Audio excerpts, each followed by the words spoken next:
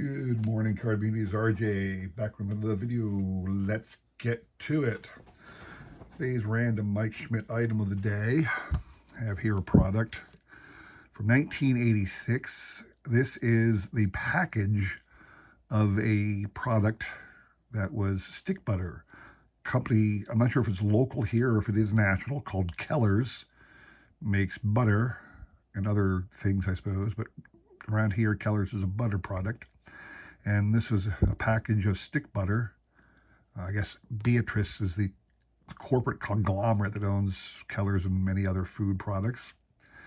And they put these little quote-unquote cards on the exterior of their packaging. There were 6 fillies that were included in the set. That's why I believe Keller's is a local thing, because this did not, this image, this style of card is limited to 6 Philadelphia Philly players. There are no other cards like this of the Yankees or the A's or the Braves or anybody else. That's it for Keller's. So I'm guessing it is a regional thing. And they did 6 Phillies. One of them was Mike Schmidt. It's a heavily waxed box to keep the butter from staining the cardboard, obviously. And this is the Mike Schmidt card of that product. Today, my random baseball item of the day, I want to talk about the 2013 Topps Archives release. So, if you know Topps Archives, it's one of the ones I collect every year because it's got a mix of Hall of Famers and current stars. I love that a lot. Or I should say veteran stars too, not just limited to Hall of Famers, but it's got old baseball stars as well as current baseball stars. And they recreate the designs of past Topps cards. So here are 4 cards from the 2013 Topps Archives release showing the different designs that year. Here's the Mike Schmidt card they did in a 1972 style. Cliff Lee card they did in a 1982 style. Robin Yount in a 1985 style, and Carlos Ruiz in the 1990 Topps style. So those are the range of styles that Topps included in their Topps Archives product from 2013. Now, in addition to this, there was a parallel set called the Day Glow. It was orange Day Glow because it was a very bright orange background. I do not have a 72 Day Glow, but I'm going to show off for you the 82 and the 85. And then I'm going to show off the other one, because what was interesting to me is that it's a very subtle way that they handled the 1990 card, because the 1990 card is known for its color variation on the border. These cards simply replace the white border with orange. So how do you handle the orange Day Glow? Well, I happen to have 2 cards that match. Here's a Rod Carew, the standard 1990 design card for Rod Carew, who had retired by then, so there is no if you ever see a 1990 style Rod Carew, it's definitely a reprint because he had retired by then. But here is the Day Glow. All they did was make the orange the background. They kind of oranged out the image of the crowd or whatever the background picture was. They kind of threw an orange tint over it. And I noticed that in going through these cards every once in a while, I find it difficult to notice sometimes that one is a base and one is an orange Day Glow, because it's so subtle in some cards that you just kind of flip through it as you're thumbing through them. So just wanted to point that out as I was looking at stuff today. I'm going to take out for you the Robin Yount and put this as the prize for today's trivia question. So it is a Topps Archives from 2013 Robin Yount card. And the question for today. So keeping with the theme, this day in baseball history, today is March the 22nd. So on this day in baseball history, March the 22nd, 2002, this star baseball player announces his retirement after many years in the big leagues. He is not a Hall of Famer, but interestingly, he does have a son currently playing Major League Baseball, who, when his son came up, was a highly touted rookie, still considered a fairly decent MLB player. I know a lot of MLB players have kids who make the majors but never achieve the stardom that they did, or and sometimes the kids outshine the dads, obviously. But on this day March the 22nd, 2002, this player officially announced his retirement. Name that player. All right. You can send me an email with the correct answer. I will include a repeat of the description of the question below along with my email. We'll accept answers today and tomorrow and then pick a winner on Sunday, all right? Good luck to everybody on that. So today, what I want to show off, it's Small Set Wednesday, and little cardboard history here. Topps was the king for a very long time. Obviously, we all know the story before Fleer and Donruss came in 1981. And then it was a three-man show for several years. And then suddenly, bit by bit, new card manufacturers started popping up. Sports Flicks kicked out a set starting in 1986. Score came along in 88.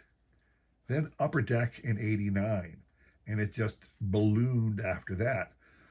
What Upper Deck did was take cards to another level, take card design to a different level. The cards price, they packed the price at like $1.25 when everybody else was like 50 cents at the most. And it really showed the card manufacturers that there was a market for high-end cards. And suddenly every card maker was making 3 or 4 different sets with various ranges of awesomeness. Topps went to Stadium Club and then Finest, and Upper Deck went to Collector's Choice, and then SP. It just got crazy. We still see this today with Topps. While Topps has its flagship, it makes 30 different other sets practically. Even Panini makes about a half dozen sets.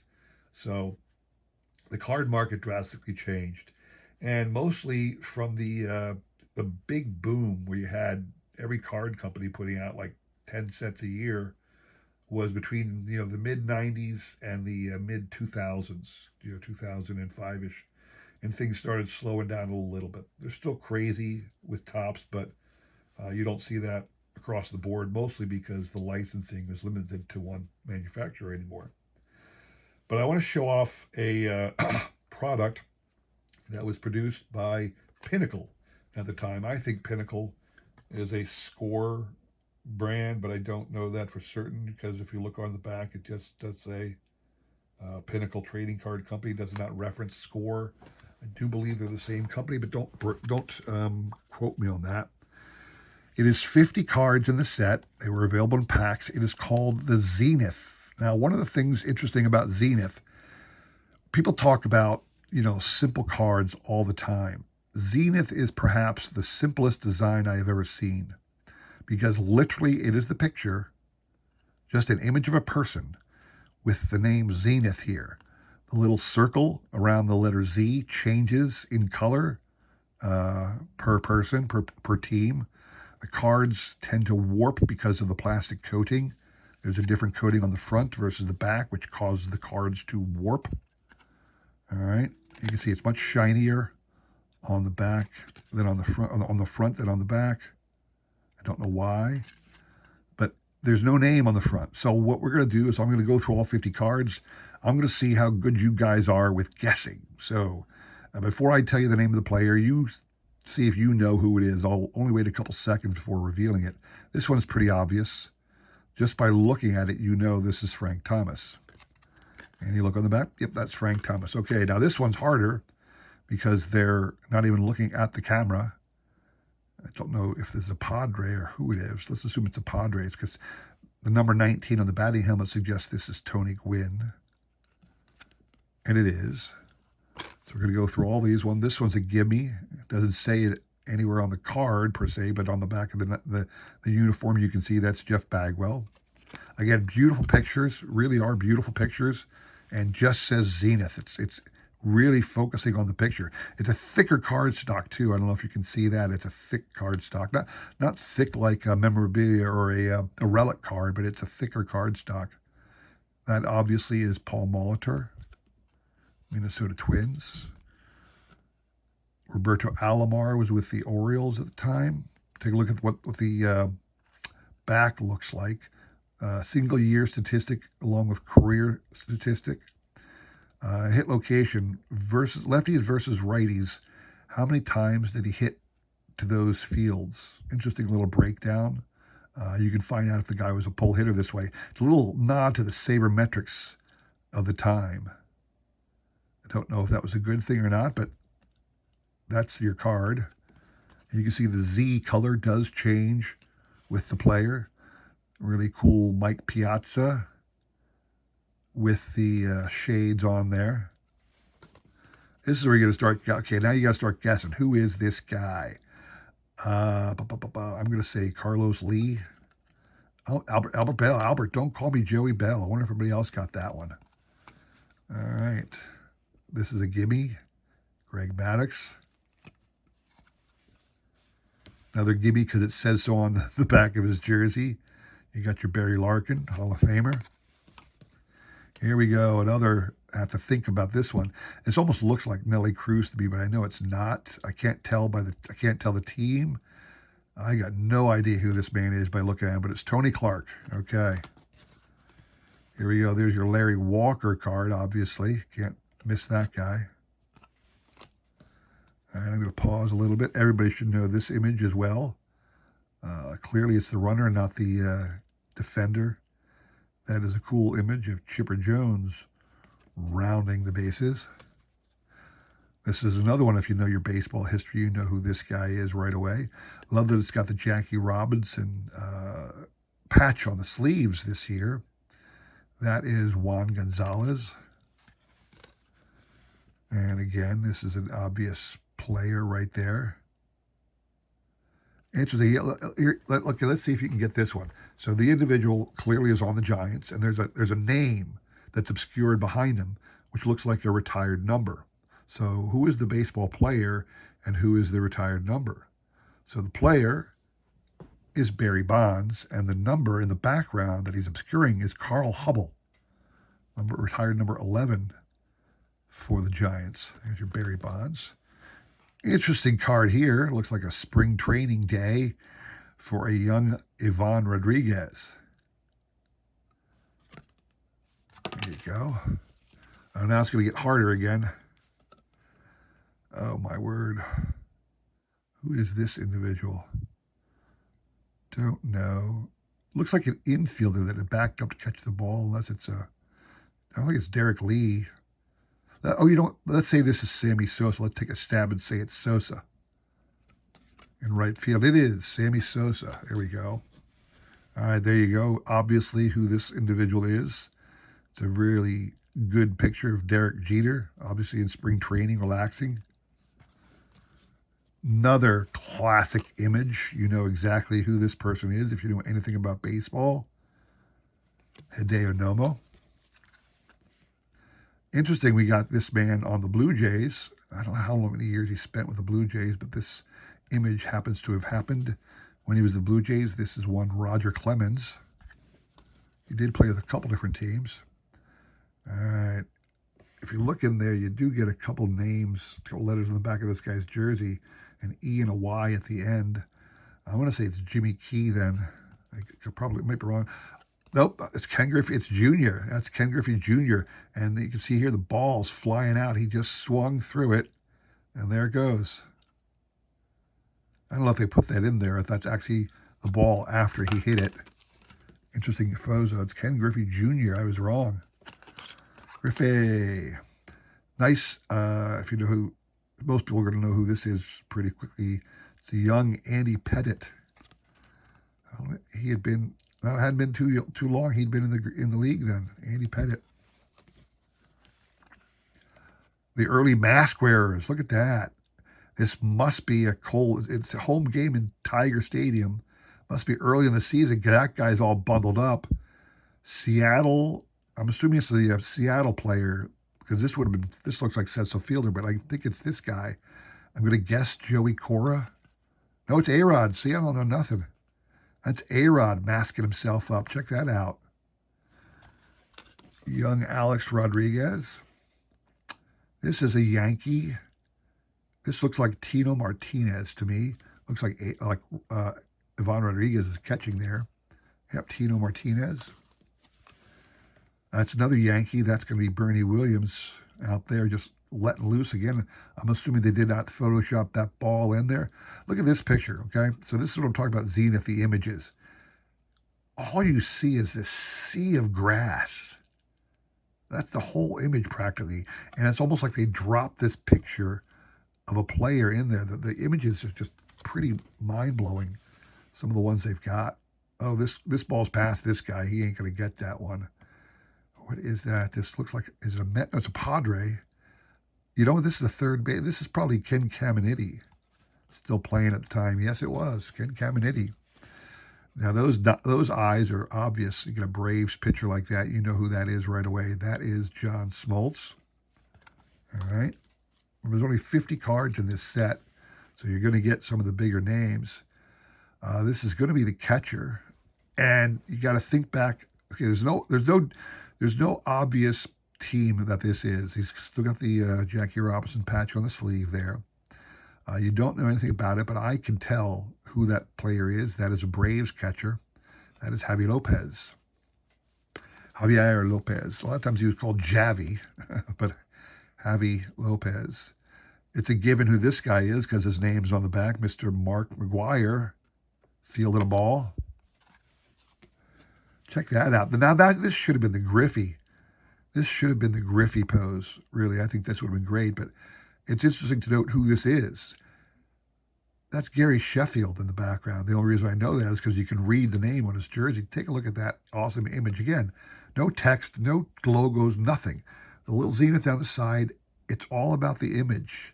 It's what makes this little 50-card set really cool because the images are so awesome. This one, I forgot this individual was on the Indians at the time because I'm going, oh, is that Carlos Baerga or Omar Vizquel? No. That there is David Justice, who went with the Indians at that time. Because remember, the 97 Indians had a lot of veterans and a lot of different teams. Ended up on theirs.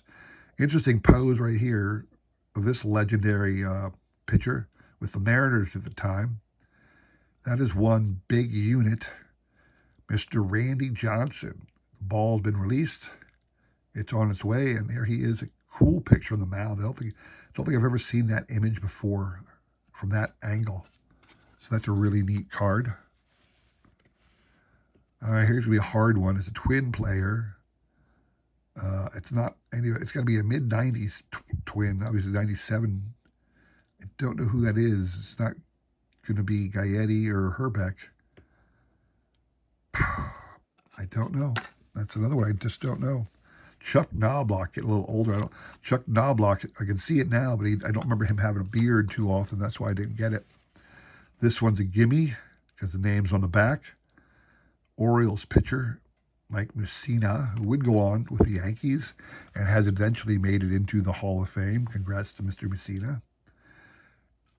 You got to be careful on this one because when I first see the picture and I see a red with the word Sanders on the back, I'm tempted to say it's Reggie Sanders, but if you look closely at the face, you'll see that it's Deion Sanders.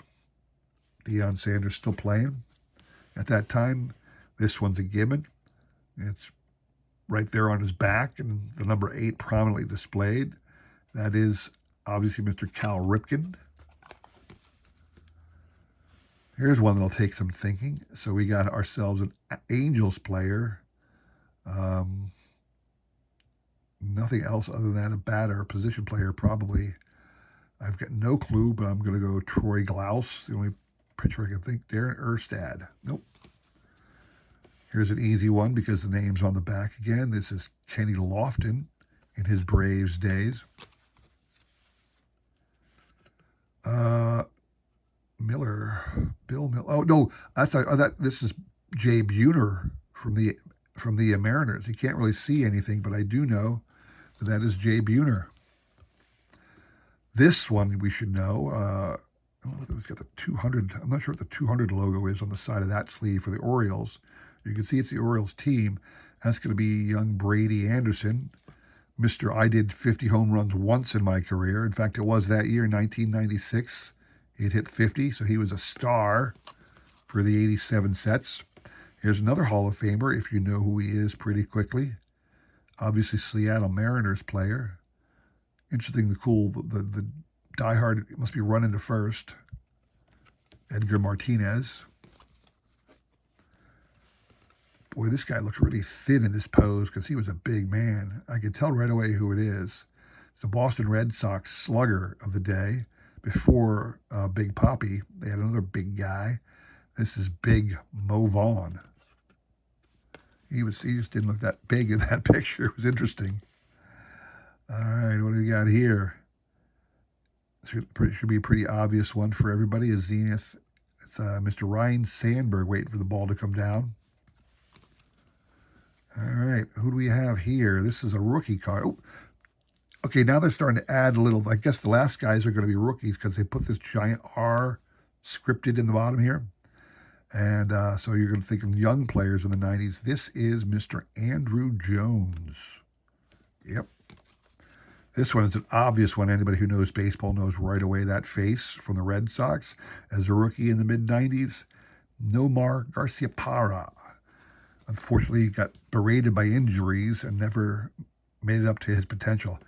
This guy, you got to know your history to know this guy. That is a Japanese player for the Yankees, pitcher, Hideki Irabu. Hideki Irabu. There's a good young player on the Dodgers. Rookie. I'm going to mess this one up. It's not, I don't think it's Raul Mondesi. And it ain't Vladdy, because Vladdy came up with the Expos, but I don't know who this is. Wilton Guerrero.